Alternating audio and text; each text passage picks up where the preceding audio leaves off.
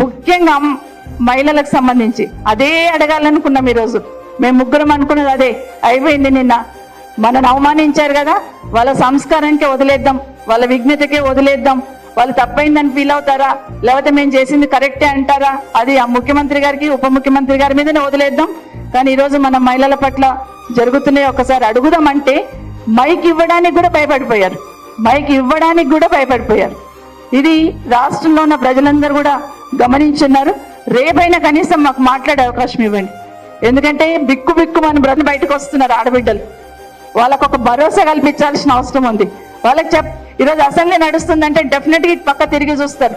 ఇన్ని ఇన్సిడెంట్స్ జరుగుతున్నాయి కదా, ప్రభుత్వం ఏదో ఒక డైరెక్షన్ ఇస్తుంది, ప్రభుత్వం ఏదో ఒక కఠినంగా ఉంటుంది అని ఆలోచిస్తారు. కానీ ఈరోజు ఆ సమాధానం కూడా మన దగ్గర నుండి కిందికి ప్రజలకు పోలేదు.